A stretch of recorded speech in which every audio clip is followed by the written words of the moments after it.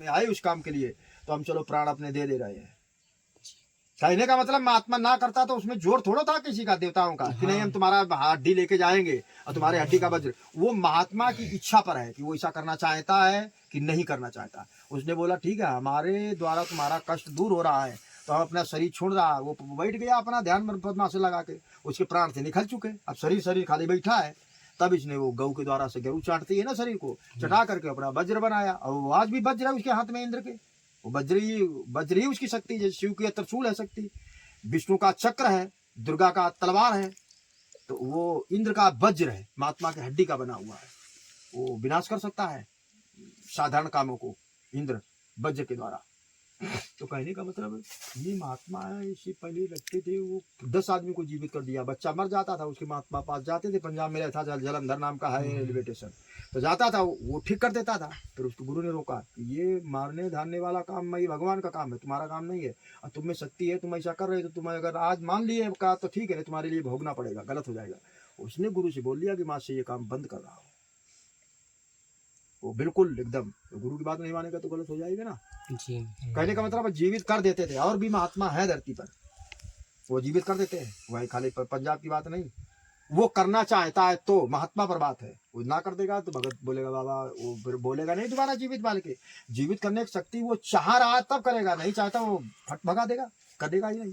भगत क्या देवता जाए इसके पास ना कर देगा, और देवता ना करते तो जोर जबरदस्ती नहीं है। जैसे इंद्र गया, वो बोलता हम शरीर नहीं देंगे, हमारी तो पत्नी था ना, जिन्होंने ददीच ने शरीर दिया था, अपने हड्डी का वज्र बनाया है, तो उसकी पत्नी था, और उसके पेट में बच्चा था, उसके पत्नी के बाबा की जो पत्नी थी, तो उसके पेट में बच्चा था। तो महात्मा को मालूम है कि हमारी जो पत्नी उसके पेट में बच्चा है और हम अपना शरीर दे रहे हैं, तो अभी स्त्री के कोई उसके लड़का तो है नहीं, तो उसको दिक्कत मिलेगी ना, अकेले रहेगी जंगल में।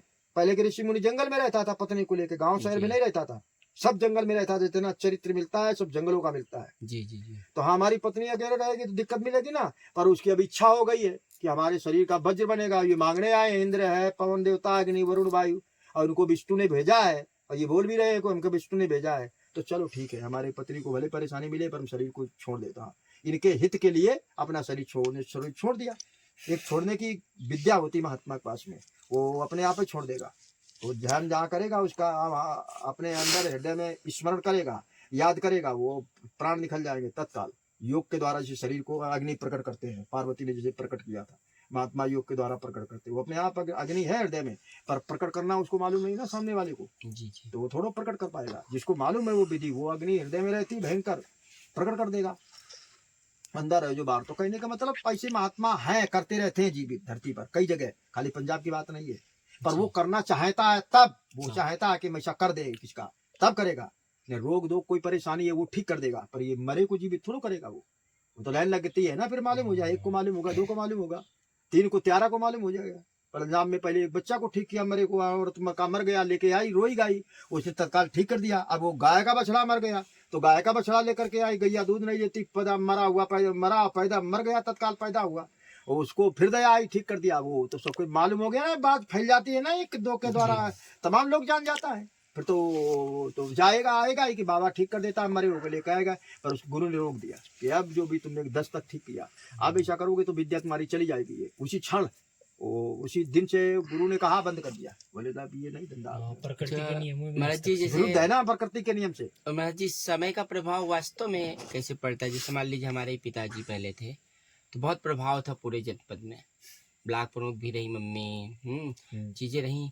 फिर अचानक से एक समय ऐसा आया कि सब हटता चला गया, फिर कर्जा वर्जा भी बहुत हो गया, और ऐसी स्थिति आ गई। तो ये कैसे हो जाता है अचानक? ये हो जाता है वो, आप हम एक बात आपको बता रहे हैं, इतने में समझ जाना जी, इतने में समझ जाना। उस समय के विषय में पहुंचा ना, तो ध्यान देके सुनना बाबा क्या बोल रहा है जी। वो दिमाग पर अपने बैठालते जाना हमारा शब्द जी। एक और नाम की मुनि थे, और नाम की जी, तो वो जंगल में तपस्या कर रहे थे, जंगलों में जाके, कि यहाँ कोई जंगल में स्त्री पुरुष आएगा नहीं और हम अपना स्वतंत्र तपस्या करते रहेंगे।